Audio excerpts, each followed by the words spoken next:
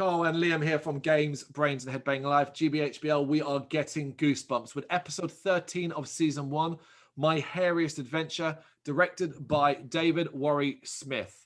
One of the worst episodes you're ever going to watch, one of the dumbest, one of the worst acted, one of the worst visual effects, and it even has one of the worst covers of the books.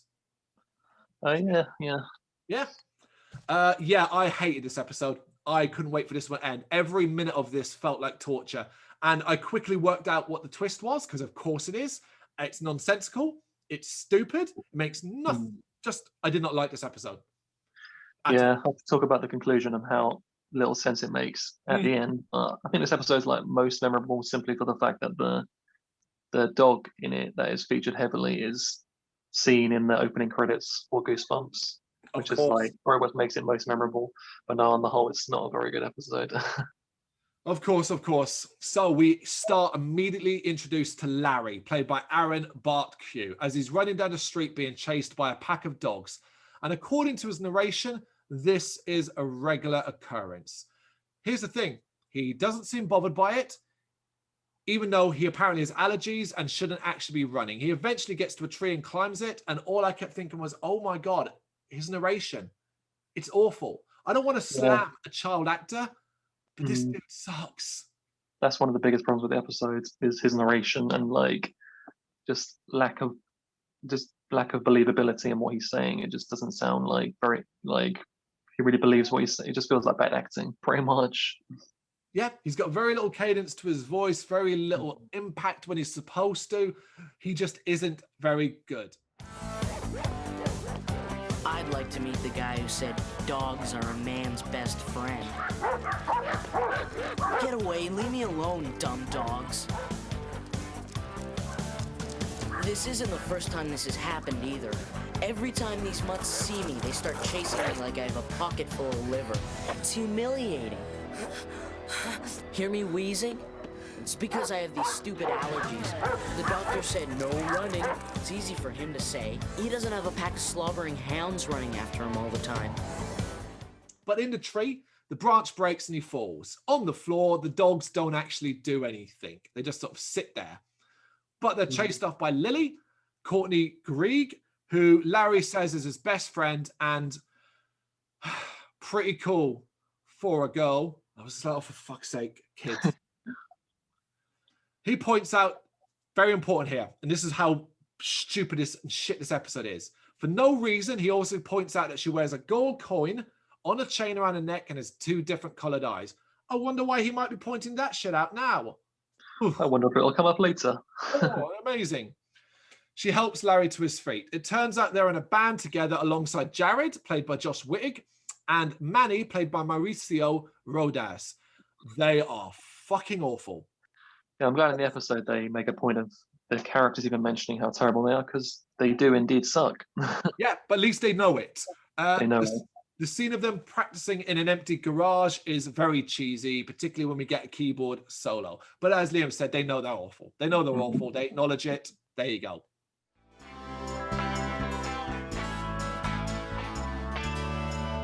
Keyboard solo! Jared. Jared!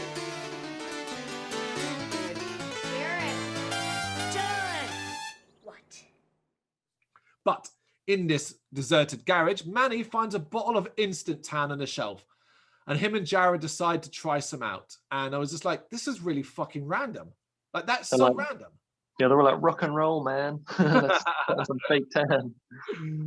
Larry says they shouldn't use it as they don't know what is in it. And Jared teases him by calling him Hairy Larry and King of the Wimps. Now, for everyone, this is very important. And this is where this show gets something wrong. In the book, the Hairy Larry name is used because he's obsessed with his hair. He loves his hair. He styles it. He's big into it.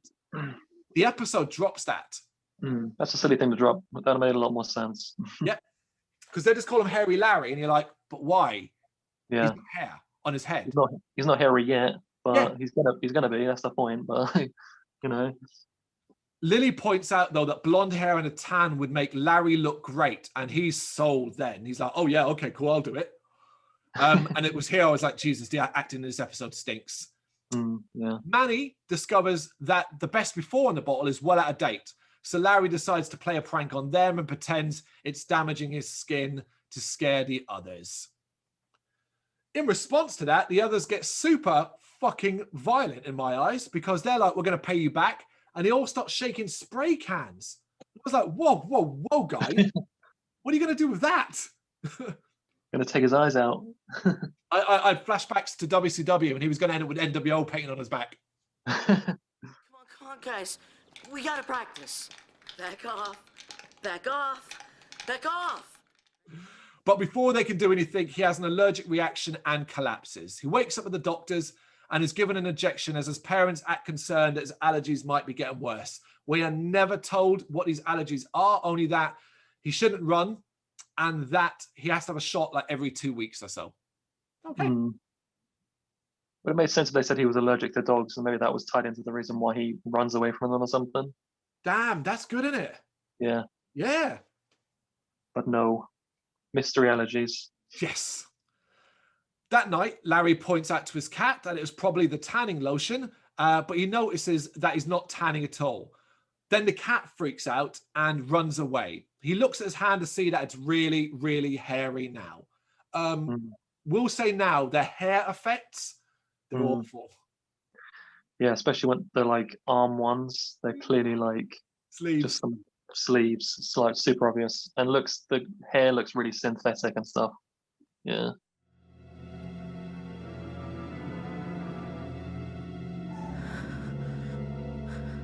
What have I done to myself?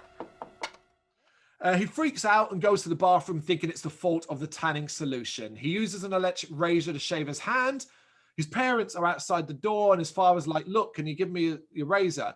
And rightfully so, Larry's like, look, can you just give me some fucking privacy? Like, I'm in here in the toilet probably, and you're both banging on the door. Like, you can wait for your razor, Dad. It's true, you know it's true. But we do get, it's all for a joke. This entire scene is for a joke. So his father can say, no need to bite my head off. And I was like, oh, no. The next day, Larry chases down Lily and goes to ask her about if she's experienced. Oh my God. Right. I really didn't want to think like this when this part happens, but I couldn't help it. Well, I think I know what you're going to say. His conversation with Lily is almost like two youngsters talking about puberty. That's exactly what I was going to say. Yeah. I think it was that moment I realized that this whole thing is some sort of metaphor for puberty. Yeah, that's what it is, about growing hair in strange places and stuff like that. And obviously they spin it into being about dogs and whatnot, but essentially it's about puberty. Yeah, and that's like you say about him being in the bathroom and their dad being like, don't bite my head off. He's like a teenager, right, going through that stage and he's being more aggressive and stuff like that. And yeah, the dad thinks like he's acting like a teenager, being like all aggressive and whatnot. But yeah, that was a weird realization because I never really noticed that before. Obviously, being younger, but watching it back, that's what R.L. Stine was definitely thinking. 100%. I couldn't believe it, and it made me think back to the earlier scene of when she convinces him to use the tanning lotion because she's like, yeah, if you were tan and with your blonde hair, you'd look cool. And he's like, oh yeah, absolutely, because he's like, oh, she's gonna think I look cool. Yeah, all of a sudden he wants to like impress girls, you know. Yeah. Before in his monologue he was, you know, before he said about how like girls aren't really cool, like he alluded to that, but now he's like, oh, actually I want to impress her. Yeah, it is crazy for that. Yeah, I'm glad you noticed it as well. I did. Yeah, so basically they're supposed to be going to do band practice, but they can't get hold of Manny, so they go to his home, and again we get more conversation about tan and hair growth. She teases him about it, calling him Hairy Larry, and he does at least acknowledge in his head that having conversations about body hair is embarrassing. So at least they do acknowledge that.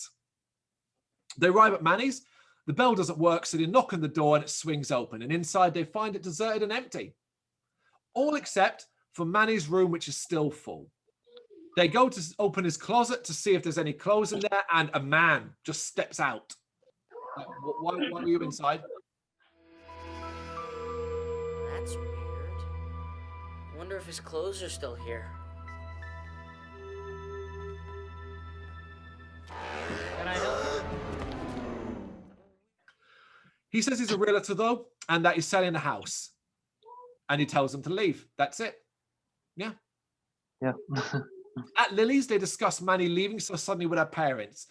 They dismiss it, and as Larry goes to pass some food, he notices he's grown more hair. The mother is concerned that he burned himself and wants to check on him. Larry says he's fine, but he notices he's left hair on the corn that Lily's father is eating. So he slaps it out of his hand. This is a funny bunch of like sequences here. Yeah, he then says he saw corn worms on it, which was like, okay, all right. He was looking forward to that corn, damn it. He goes to offer more corn from the plate, but notices even more hair on his hands, so drops it and then runs off upstairs pretending like he's got gut trouble. It's very cheesy.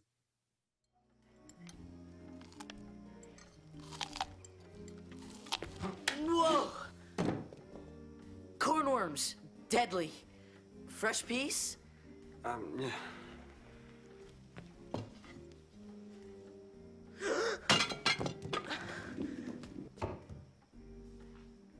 Where's the bathroom? Oh. Are you okay, Larry? I'm fine. Upstairs, he rolls up his sleeves to show that he's now covered in hair.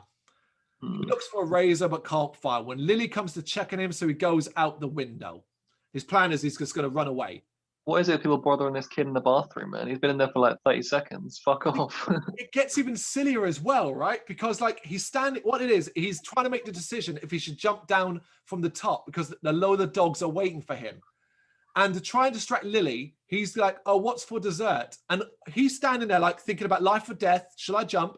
And all he hears are going, oh, you can have a tapioca. And it's just like, what is going on in this episode? But he says he'd rather face like jumping out the window and the dogs than the tapioca. Yeah, so he jumps. He jumps and gets up and starts running with the dogs chasing. But he does manage to escape their deadly grasp and gets home. Once home, he checks the rest of his body and finds he has hair on his legs too. This made me laugh because I was going to say just because the way he screams at his hairy leg and like I don't think his leg was that excessively hairy compared to his arms, which is like over the top. But his leg looks like like what puberty might cause, for example, like a man leg. And I thought it was funny how like he screams. It's the arms that you're worried about. Like they are full on sleeve, bare arms, and he's got like hairy legs, but like man legs. That's it. They literally, when they did the shot, they put the camera up close to a dude's leg. That's it. My legs.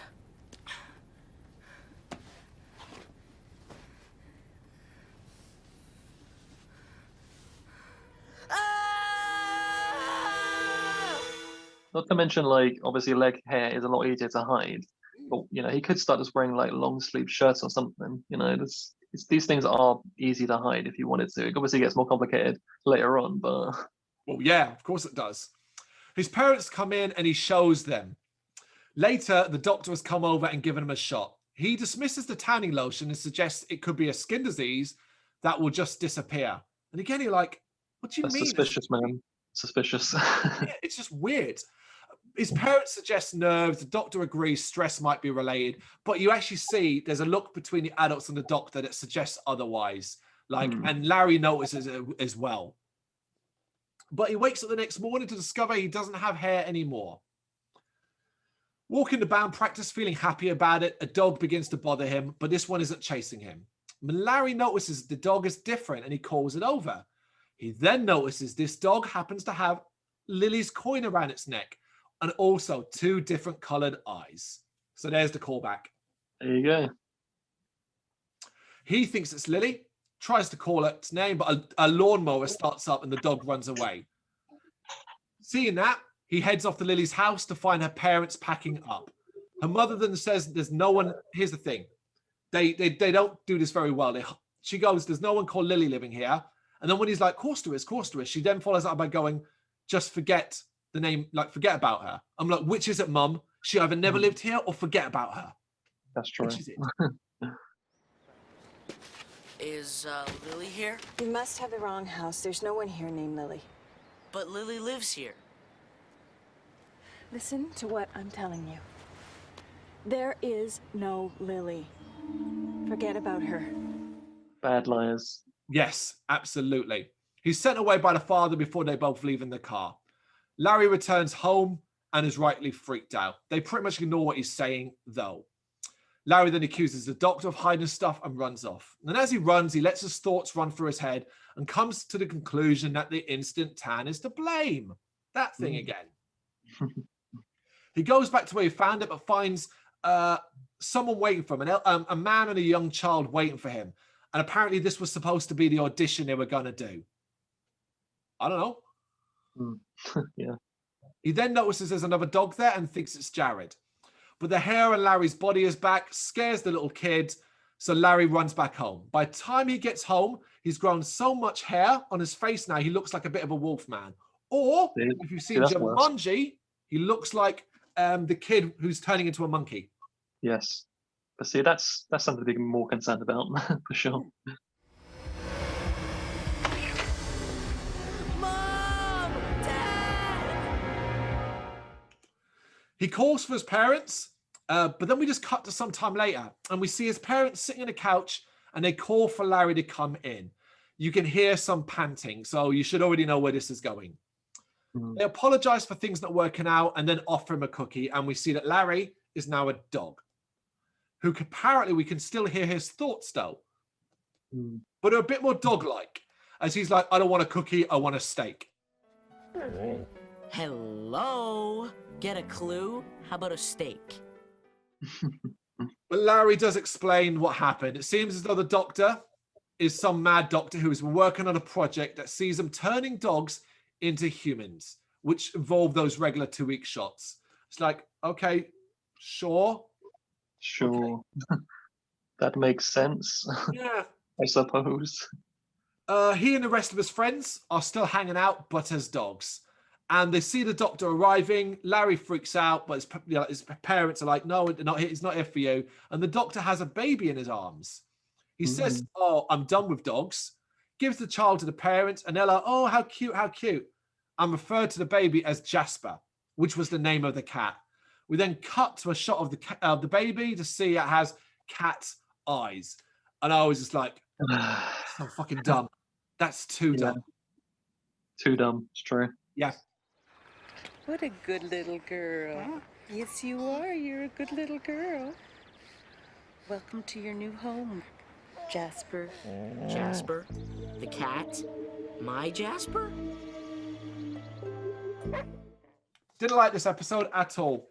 Yeah, has a lot of problems for sure. I just think, like, firstly, the pacing is not great, and it moves along like just too quickly, so to the point where, like, you know, it's hard, the characters are also just not likable particularly, and you just don't really like care about their face anyway, ultimately, because the kid that plays Larry, he's just so wooden and monotone. You know, he's just not a very like fun character to follow around. Yep. And just nothing is explained, like the doctor turning kids into dogs and cats into babies. Like, why? You know, why is he doing that? Why? And That's it. Why? But also, what caused it to happen? What caused Larry to turn into a dog? Or was it actually the lotion then, or what? Well, is it the experiment just failed and it was never going to stick, or something like that? The lotion was clearly a MacGuffin. It was never there for anything but to confuse us. So what do you think was actually turning him into a dog then? Do they explain? Oh, well, my understanding is they were all dogs originally. Really? Yeah, because he says he turns dogs into humans. They were dogs on day one. Oh, bloody hell, yeah. I missed that. Yeah. Oh, right. Yeah, they were never ever human. It was basically, I'm going to go on a limb here to say that everyone that volunteered to take part in this experiment were childless for some reason, be it surgery, be it just that, you know, couldn't have children, basically. So that when this offer came, look, we can give you a child, we'll turn a dog in, and this is what's going to be, they were all readily agreeing to it. And the entire town or the entire street or the area is all part of the experiment. All right, yeah, that makes it sound a little bit better. But still. A little bit better, but still, the problem still exists that the story's nonsense, the twist isn't clever, it's stupid, because it's just not that interesting. That's the problem. In Coming terms off of being like out of the basement to this. That's true. It's a big drop off compared to that, but also relaxing scares, and it's not really like particularly creepy. It's just comedic more than anything, and not in almost like unintentionally so because of the bad acting and like the cheesy effects, and that's never a good thing. I think if we did a top worst episodes of Goosebumps, this might make that list.